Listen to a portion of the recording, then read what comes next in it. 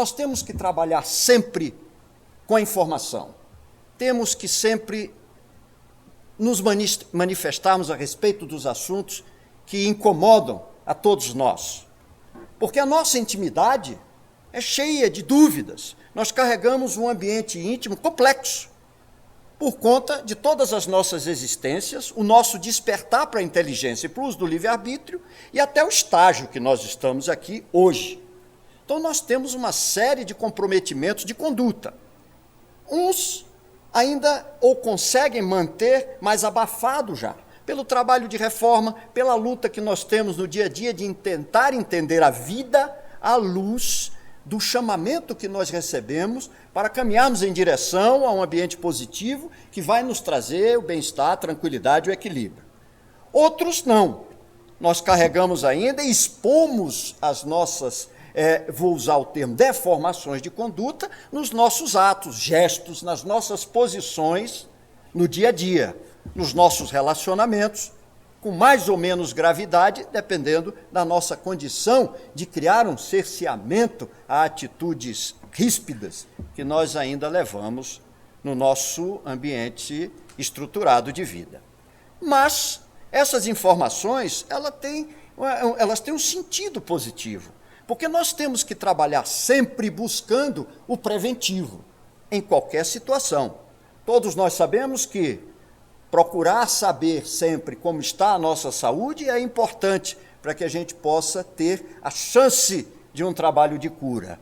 Quando nós estamos no encaminhamento da educação de filhos, nós procuramos trabalhar de forma preventiva. Quando nós recebemos a oportunidade de sermos educadores, pelo surgimento ou pela oportunidade da maternidade e a paternidade, ou seja lá de que forma for, mas recebemos a chance de educar, nós procuramos sempre trabalhar no preventivo. É a educação, porque nós sabemos que vamos ali lidar com uma personalidade própria, que já tem uma história vivida num passado bastante longo, às vezes até maior do que o nosso. Então está ali à nossa disposição para a gente fazer um trabalho preventivo. E o trabalho preventivo é exatamente a educação, é chamar a atenção, é procurar mostrar caminhos, não que estejamos sempre corretos, mas mostrar inclusive a luz daquilo que nós erramos, para que outros possam não cair no mesmo erro. E ter a sabedoria, aquele que escuta, de não procurar entrar no lodo para depois dizer, você tinha razão. Então nós temos que entender que pedras pisamos e não escorregamos, e outras pisamos e escorregamos. E quem tem inteligência observa aquele que está diante de nós e vai procurar escolher pisar apenas naquelas que viu que nós não escorregamos. A que escorregamos, sai. Mas quando você for dar continuidade ao seu caminho, você também vai ter as suas dificuldades. Então, eu respondi, não, claro que não. Mas é importante que se divulgue, é importante que você fale a respeito do assunto, não tenha segredos sobre o tema, para que você não, de repente, não tenha uma surpresa. Porque hoje, esse ambiente da dependência, ele traz, ou dentro do nosso próprio ambiente de vida, ou muito próximo de nós, situações que estão ali exigindo atenção, cuidados e alguns até já numa situação gravíssima. E aí, de difícil solução. Então, nós precisamos ter esse cuidado e essa atenção. E a doutrina que nós abraçamos, ela nos chama não à pieguice religiosa, e não àquela condição de lamúrias, né? O tempo inteiro, de apelos, de preces, etc. Não, ela nos chama à consciência. Ela nos pede que a gente se ligue ao ambiente espiritual, mas que a gente esteja atento à vida do dia a dia, usando a nossa inteligência, livre-arbítrio e todo o conhecimento que está à nossa disposição. Essa é a doutrina que está aqui nos convidando a fazer sempre um trabalho de reflexão sobre todos os temas, principalmente esses que nós tratamos no Tirando Dúvidas, que à medida que vocês questionam, nos dão a chance da gente aprender muito, da gente tratar desse assunto com bastante força, procurar se aprofundar e se interessar cada vez mais, fazendo inclusive laboratórios sobre os temas que nós aqui tratamos, para que a própria comunhão tenha condições de fazer uma distribuição de palestras de acordo com as dúvidas que surgem aqui, para que a gente seja bastante objetivo e positivo, como o Marcos se posicionou aqui no início. Temos que ter objetividade e discutir os assuntos para que a gente possa transitar melhor na nossa existência. E esse tema, hoje, quando eu passei, Marcos, vamos continuar nesse tema, porque nós estamos recebendo muita solicitação de pessoas que querem escutar um pouco mais, para poder, inclusive, até ajudar as situações que têm conhecimento. Que a gente é muito procurado, olha, eu tenho amigos assim, eu tenho parentes assim, como é que faz? Agora mesmo eu estava em voo para Brasília, quando uma pessoa do meu lado sentou e nada existe, é por acaso. E ela, agoniada, intranquila, e eu sempre que tenho oportunidade, eu converso com as pessoas. Porque eu estou ali, aí comecei a bater um papo e foi, de repente, ela resolveu abrir o coração e estava exatamente vivenciando uma situação muito complexa com o filho por conta da dependência, já num estágio de difícil solução, e ali ela jogou toda a amargura, e quando nós conversamos, hoje já demos até desdobramento através das redes sociais, tratando do assunto, mostrando como ela procurar um tipo de solução e ajuda para o caso. Então, você vê que tudo é oportuno, e é por isso que a doutrina que abraçamos, ela nos chama a essas responsabilidades.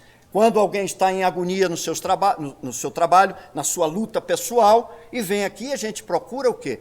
Orientar e encaminhar para que cada um faça a sua tarefa. Então, está aqui à disposição essas cartilhas, se vocês puderem levar, e é para divulgação. Bom, eu vou começar da seguinte forma. Falamos sobre automutilação, e sim, o Marcos falou assim, o tema é bom, apesar de tétrico, não é isso, Marcos? Aí eu pensei assim comigo, é tétrico na forma, quando você observa e vai ver o que ocorre quando as pessoas se automutilam, de maneira assim, é um negócio extremamente desagradável, e as redes sociais hoje convidam e ensinam como fazer. É impressionante, mas está aí à disposição.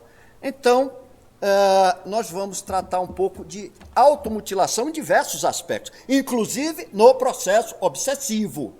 E aqui no início também foi dito algo muito interessante nessas posições que o Marcos deixou claro para todos através da leitura. Uma delas chama muita atenção, que é a tentação. A tentação, que é exatamente uma medida das nossas forças pessoais, como é que a gente vai se organizar para superar tudo aquilo que está mostrado como cenário para a gente mergulhar, e que a gente faz uma reflexão e vê, se eu for por aí, eu vou chegar a tal situação, então você recua. Então, a tentação, ela tem essa forma de nos dar uma força, agregar no nosso comportamento, criar atalhos no ambiente positivo para a gente não enfrentar estradas muito longas no processo de resgate das nossas vidas. Então, é um aspecto que a gente tem que estar cuidado. Mas, num dos trabalhos que nós estávamos conduzindo com uma jovem de 16 anos, já falei um pouco sobre isso aqui, mas na discussão com aquele grupo de jovens, a nível de provocação, uma delas falou para mim assim, você está falando essas coisas todas, mas eu não pedi para nascer. Aí eu olhei e falei, realmente, você não pediu para nascer, você implorou para nascer. É diferente. Você não pede para nascer, você implora para nascer. Esse é um argumento totalmente usado, sempre. Não pedi para nascer. Você implorou, você pediu, você solicitou que aquele componente espiritual de grupos lhe aceitasse para você voltar, para estar aí sentado nesse banco da vida, que é o plano carnal, para fazer o seu trabalho de crescimento espiritual, de renovação. Você implorou. Agora, você como indivíduo tem a sua postura. E quantos surgem de ambientes totalmente tétricos, ambientes desagradáveis, e saem como a flor de lótus. Surge do lodo como exemplo de vida. Por quê? Porque cada um de nós tem uma posição real de vida. Temos conhecimento, temos uma história adquirida e nos agregamos em grupos na sociedade, no ambiente familiar, para os reajustes mais próximos. Mas precisamos estar ali. Então, muda esse pensamento. Você pediu, implorou. Agora vamos conversar sobre o resto. Agora, você está querendo, nessa condição de achar que você não pediu, você quer agredir todos aqueles que fazem parte do seu ambiente de vida para chamar a atenção, e com isso você cria o quê? A sua automutilação, que não precisa estar se talhando, como nós já tratamos desses casos aqui, mas você está se desorganizando espiritualmente, criando retardos, entrando em situações perigosas de vida, achando que vai agredir aqueles que você entende que foram os únicos responsáveis por você estar vivendo mais uma vez na oportunidade reencarnatória. É importante pensar sempre nisso. Mude os seus argumentos. E isso nós constantemente ouvimos. Ela ficou quieta me olhando e eu disse, você não está me agredindo com essa colocação, você está ficando distante da verdade. Então agora vamos trabalhar cada um de nós individualmente. Já sabemos que pedimos e imploramos para estar aqui. Porque, como diz a espiritualidade, retornar para o plano espiritual é uma avenida muito larga, muito larga. Dá para passar todo mundo, mas voltar para cá é fila indiana. E nós conseguimos ser recebidos nessa fila indiana. Estavam ali e conseguimos. E agora o que é que estamos fazendo dessa oportunidade? Jogando fora de diversas formas, pelas agressões que são automutilações, porque à medida que nós nos tornamos agressivos, nós estamos criando e buscando farpas que vêm em direção ao nosso campo íntimo espiritual.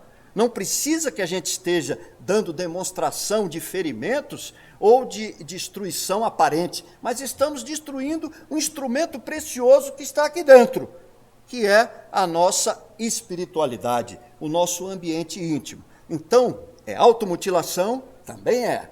Quando nós aqui recebemos os casos de tratamento, é importante que vocês prestem bem atenção a isso, porque muitos de nós aqui viemos e nessa condição. E quantas vezes fazemos aquele jogo eterno do sim mais? Sempre nós temos exemplo para dar, porque estamos aqui há anos tratando de casos e casos e casos. E a gente tenta descobrir um caminho para auxiliar, sem criar dependência, sem que ninguém transforme ninguém como guru, porque ninguém merece esse título, mas as pessoas às vezes acham que tem um problema, aí vem, procura. Olha, eu estou aqui hoje porque essa semana foi assim, essa. Na outra semana repete os mesmos problemas e vai jogando isso em cima de cada um de nós que aqui estamos como receptores do trabalho, achando que estão delegando para nós as suas responsabilidades de vida. Olha, eu posso passar uma semana toda de incômodos e aí eu vou lá, procuro aquele cara ou aquelas pessoas que estão naquela casa e jogo os meus problemas, ele tira aquele pacote, eu vou me embora para fazer novos, ou se não quero fazer os novos porque não quero mudança, vou repetir os mesmos. Isso ocorre sempre. E ontem nós estávamos tratando exatamente de um caso também dessa forma. A vida inteira a pessoa atribui a si todos os problemas da vida e incomodam a ela. Todos os problemas, todas as situações de vida estão ali à disposição dela. É uma premiada de problemas. Agora, você fica olhando assim e tem que botar uma cunha, tem que desarmar esse processo. Porque se você não desarma esse processo, para que a pessoa perceba que ela não está tendo mais uma receptividade para aquilo que já se tornou um ambiente comum e até vulgar na situação, não vai adiantar absolutamente nada. E o próprio mestre fala sempre, a cada um segundo as suas obras. Faça por onde que eu te ajudarei, mas faça por onde. Não tem outro jeito, não tem outro caminho. Então, é uma história que nós temos que olhar com muito cuidado. E aí, quando nós vamos para esse trabalho da automutilação, que a gente tem observado, casos que estão chegando, são distorções que acontecem no campo de cada um de nós, na nossa intimidade, e como temos uma história pregressa, muitos temos decepções, angústias, processos de não aceitação de si próprio. Aí, quando nós despertamos para a nova oportunidade reencarnatória, nós estamos trazendo essas amarguras todas no nosso computador espiritual e aqui eles vão aos poucos se manifestando no encaminhamento da nossa vida. E aí vão aparecendo as nossas dificuldades. E se nós não enfrentamos cada uma delas, aí o que é que ocorre? Vamos criando a fragilidade do nosso ambiente íntimo e começamos a nos tornar totalmente dependentes e vulneráveis a todas as coisas externas que nos convidam para abafar essa nossa angústia, abafar essa nossa intranquilidade. E aí o que é que tem ocorrido hoje em dia? A dependência. A dependência química, a dependência das personalidades que nos envolvem, que nos trazem ofertas de conduta totalmente distorcida, que a gente acha que está nos ajudando e abafando o nosso íntimo espiritual, por não termos força e coragem de vencer as nossas dificuldades íntimas. Isso tem que fazer parte de nós. E a maioria das pessoas que caminham nessa trajetória, você olha, anda com os próprios pés, enxerga, se movimenta, vai aos lugares porque quer, tem raciocínio lógico, tem situação de vida tranquila, mas cria um embotamento da intimidade intranquila, de angústia, e aí vai exatamente buscar o quê? Por situações aparentemente prazerosas que elas se aproximam pelo prazer, como é o caso das drogas, isso não dá para negar. Seria falso a gente dizer, se a droga chegasse a cada um de nós de forma incômoda, nós não teríamos quase problema de dependente, só se fosse alguém totalmente distorcido de conduta. Mas não, ela chega pelo prazer, pela oferta, pela oportunidade de fazer você aflorar para alguma coisa, como já tivemos em épocas remotas aí, que você fazia isso para encontrar a espiritualidade, entrar na sua abertura mental, mexer com seus neurônios, fazer com que eles circulem com maior intensidade, para que você encontre, então, a espiritualidade. Vai encontrar espiritualidade no trabalho, você vai encontrar espiritualidade na sua ação positiva no dia a dia, na mudança de conduta, fazendo uma reflexão sobre o seu comportamento, não achando que o universo está todo à sua disposição ou contra você. Mas nós estamos todos caminhando na mesma onda. Nós ficamos parados contra o vento. Mas o vento, ele sopra nos empurrando também. A gente só tem que facilitar, porque senão vai ocorrer o que ocorre. É drama, drama, mais drama, intranquilidade, levando os grupos familiares a uma série de situações desagradáveis que a gente tem presenciado todos os dias. Então, eduquem. Não tenham medo de educar, nós temos dito isso aqui constantemente. Eduquem, trabalhem nessa direção. Quando nós recebemos a oportunidade de ter alguém sob a nossa guarda, seja de que forma for, existe um compromisso estabelecido. Nós temos que tentar passar uma mensagem. Não abandonem, não deixe na intranquilidade, não ache que aquilo é um incômodo para você.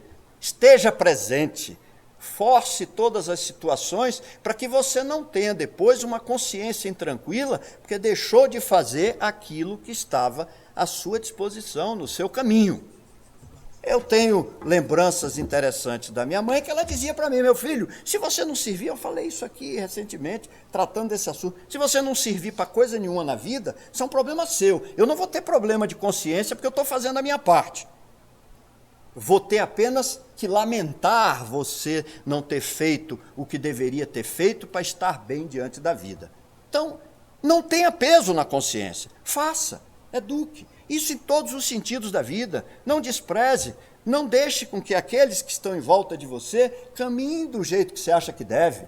Aqui nós já dissemos várias vezes, não induza que eles tenham uma doutrina, seja lá qual for, que eles tenham uma orientação religiosa, é sempre um chamamento positivo, vai fazendo com que a gente crie freios na nossa base de formação, que a gente aprenda a formar o caráter, respeitando pessoas, olhando para aqueles que estão ao nosso lado de uma forma diferente.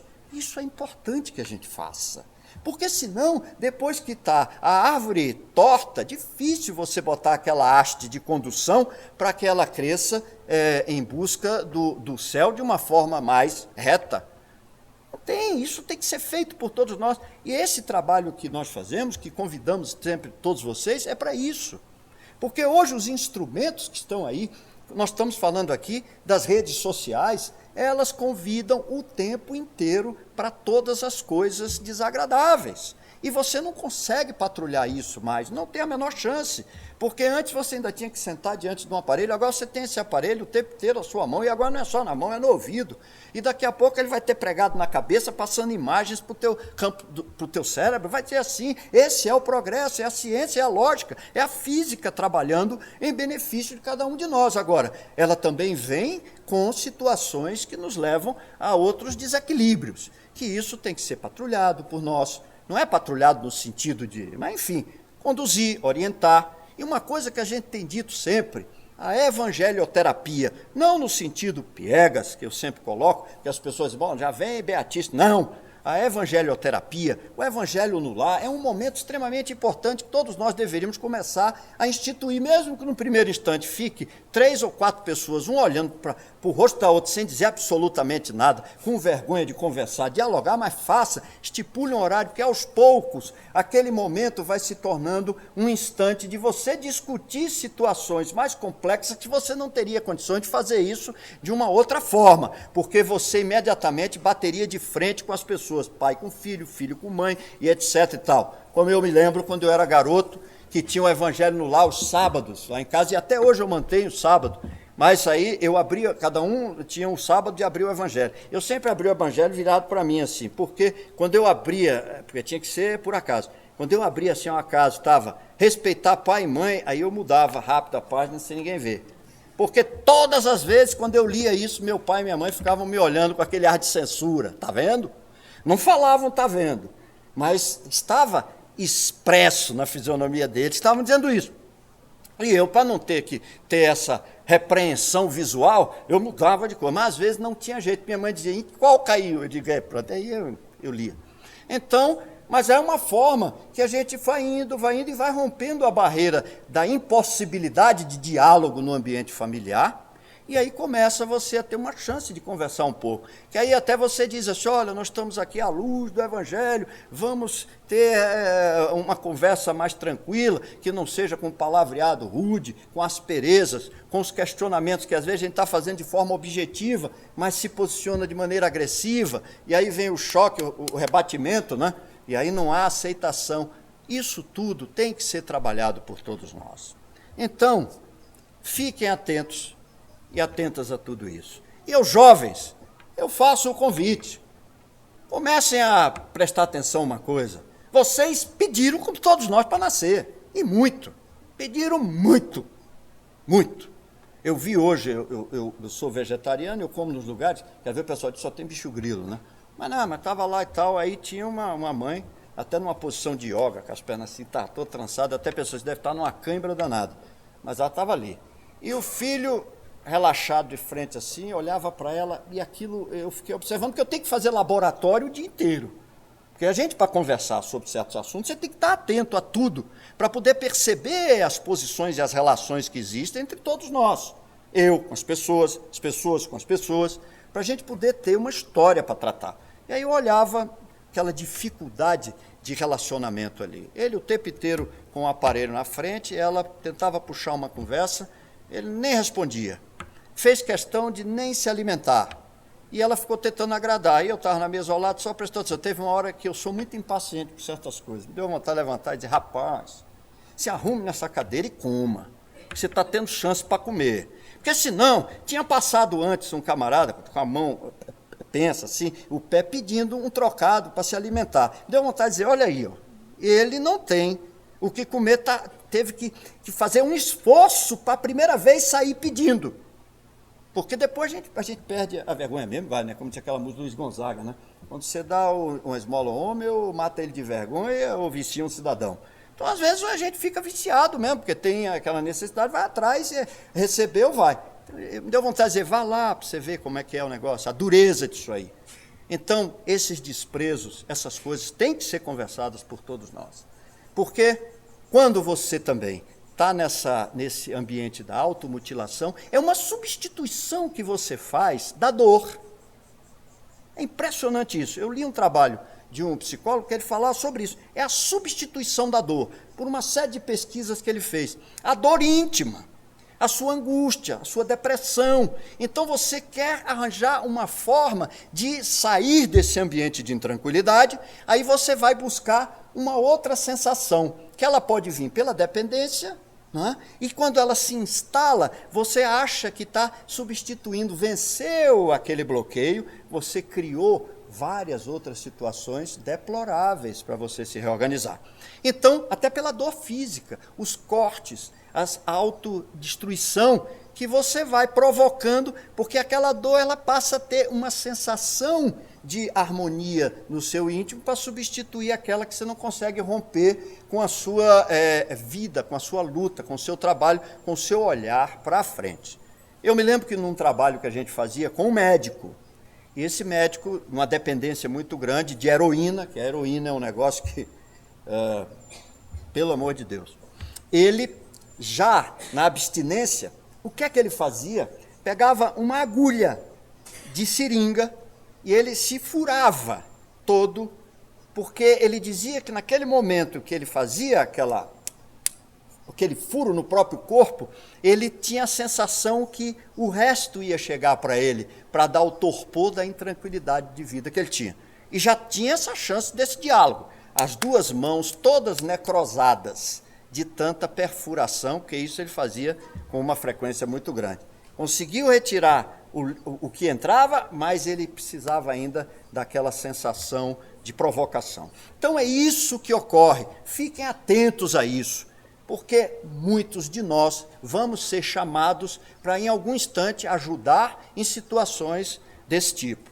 Porque a responsabilidade do crescimento espiritual não está em meia dúzia de pessoas, está em cada um de vocês.